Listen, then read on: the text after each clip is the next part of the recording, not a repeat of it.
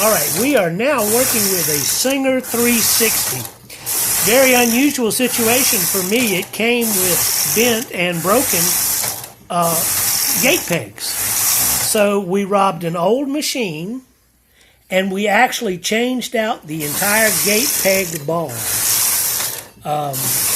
That was a new one for me, a lot of fun. You have to take everything off the underside of the machine. Happily, the replacement one is in super condition because it turns out it's not something you can buy. That's the reason the gate pegs matter is that what happens when the needles go to and fro in between them, if they're very bad, of course, they will just jam into the needles. If they're a little bit bad, they will make uneven stitches, and a broken one would make a very uneven stitch, and these little brushes would have nothing to roll underneath. So it is a critical thing, and of course we use them manually when binding off. Now we've been knitting stockinette, and I'm going to show you how we set up to knit patterning on this machine. The 360 is almost just like all other singers in studios. This forward position, which I should have been farther over, is for stockinette.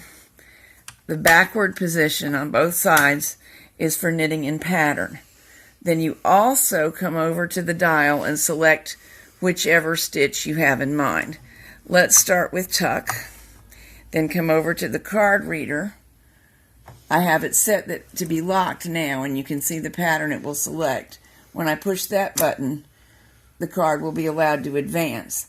If I bring this forward to the L position, it will advance but more slowly, so the pattern will be doubled in length. But for this one, I want it to do what we're looking at here because it's very easy for us to tell visually if the fabric is correct.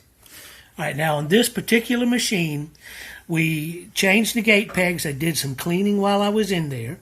We deep soaked the carriage. We had a broken drum on this carriage. Was it on this side? Yeah. And it actually had pieces of it missing. So while it was soaking, we ordered a new drum. We put the new drum on. We went to testing the machine, and it would not pattern correctly. It would knit fine for a little bit, and then all of a sudden, it would just lose its cotton picking mind. So what we looked at over and over and over, I took the new drum off, put a set of used drums on. We finally went and got a carriage that we knew was working.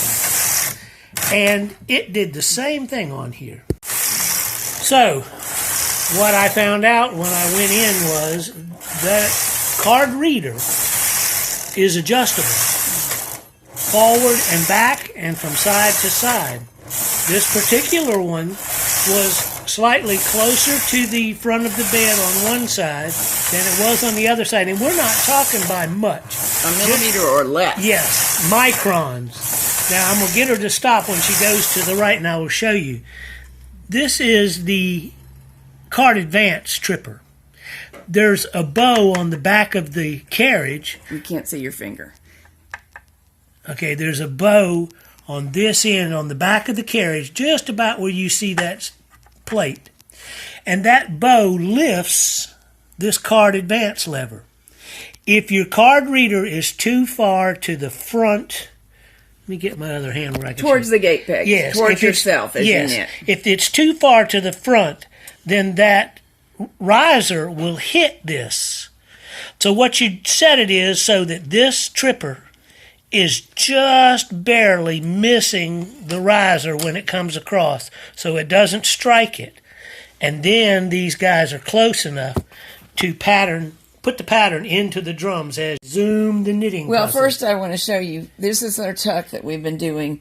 That's about 40 rows of it, and it is beautiful. That's just what you hope to see. Yes, nice yarn too. I'm going to roll the card back because I don't have my clips in place. Knit a few more rows of stockinette to separate this from the next pattern, and then we'll go on to slip. This is the only change to make it slip stitch. Now the needles that are selected, instead of holding loops, will just be ignored, not knit at all.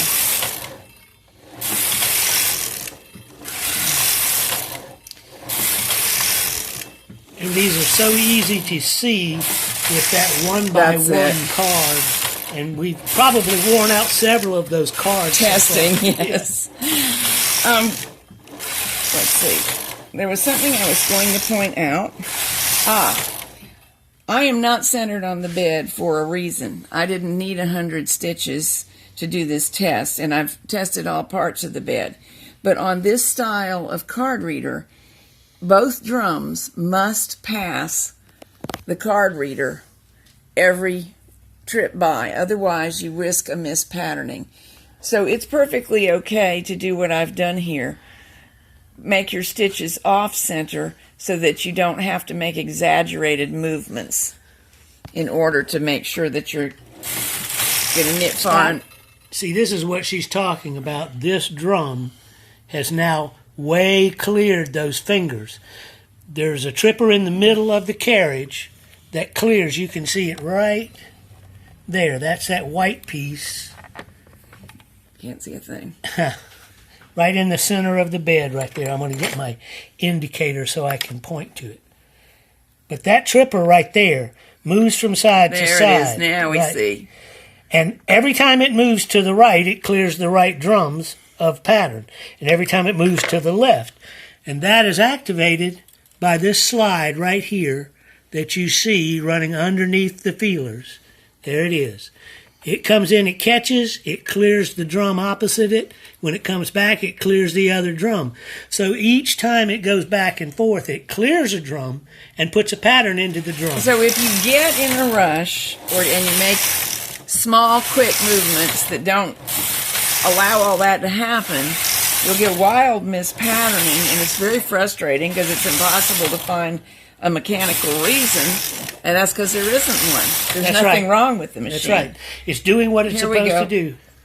Here's the difference between the slip look and the tuck look. And when it's off the machine, this will pull in from side to side because of those floats being straight. So the look is quite different, whereas tuck gets wider.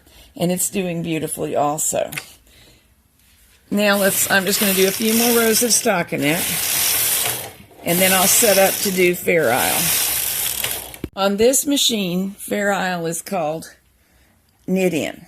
So don't be fooled and say you have no Fair Isle setting. You do, you just have to translate. Now we insert color 2 into feeder 2, and that's all it is. The other one has an actual gate that locks. But feeder 2, you just pop it into place and hold one hand down below it for the first pass. And you'll feel it start to pick up.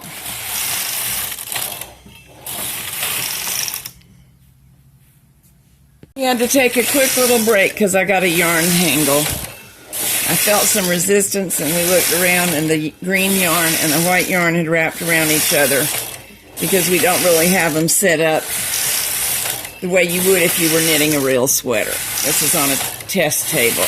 Yeah, and to show you how smoothly this machine is operating, it is not clamped down. I have my work pads on the table, and the bed is just sitting on the table. So what happened was she got a little bit of resistance. It actually moved the bed. But you can see how smoothly it's operating unclamped. And here is our Fair Isle. Nice. It is nice.